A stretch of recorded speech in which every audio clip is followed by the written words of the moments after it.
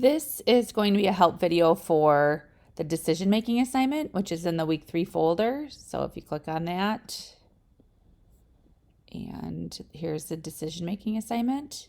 Again, this is our target 4, so you're advocating for yourself in this learning target. You want to work on self-advocacy.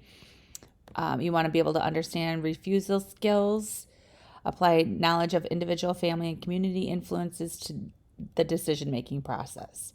So if you click open the assignment, again, you have to go to File and then make a copy so you can edit your copy of the assignment. And then in this assignment, you are supposed to use the 6 steps of the decision-making process to help you figure out what to do in the following situation. And the situation is this year you have decided to try to make more friends and meet more people. One of the most popular kids in school has asked you to go to a party this weekend. The party is going to be at a home with no parent supervision. You've also heard that there will be drugs and alcohol available at the party. So now you have to use those 6 steps to decide what you're going to do. Step 1 is state the situation, list your options, weigh the possible outcomes by using the help strategy, which is found in your textbook in Chapter 2, Lesson 2.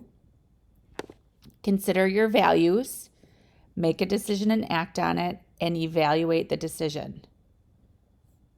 And then if you chose not to go to the party, you want to give me 2 refusal strategies that you might use. Okay, I'm just going to go through another scenario and it's a decision-making process that we're going to use. So I actually have it here. And so in this problem, you're invited to the basketball game and you won't get home until very late and you have a huge test tomorrow. So what are you going to do? So the first thing you'll have to do is list your options. What can you do? Well, you could go to the basketball game and study when you get home a little bit. You could not go to the basketball game and you could study, or you could just go to the basketball game and go to bed when you get home. So there's some options. Again, you may have 3, 4, 5 options. It's up to you. Then you're going to weigh the possible outcomes and you're using the help strategy.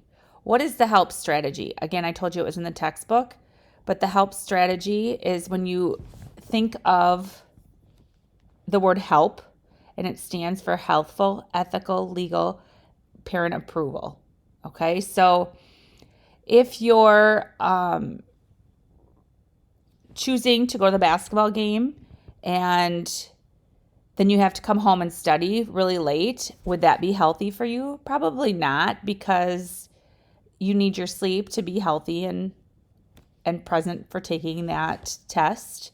I don't think any of the other options that I talked about would impact your health, except maybe if you did poorly, you might get grounded.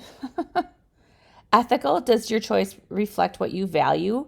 Well, some people value good grades. Some people's family values good grades. So if you blew off a test and went to the basketball game, that might not ethically be appropriate for you.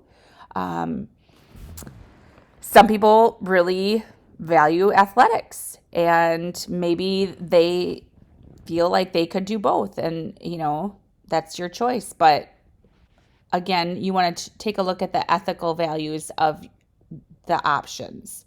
Legal, I don't think any of our options would violate any local, state, or federal laws. You're not breaking the law by doing poorly on a test. You're not breaking the law by going to a basketball game. But the P, the parent approval, would your parent or guardian approve of this choice? That's where you might want to think about that. Well, if I do poorly on my math test, are my parents going to be upset with me? If I stay up late studying, are my parents going to approve of that? So again, you're going to use this help strategy by helping you make those decisions. Okay, let's go back to consider your values. Again, in this situation, having good grades might be one of your values, or It might be important for you to support your friends if your friends were at the game. You have to consider what your values are.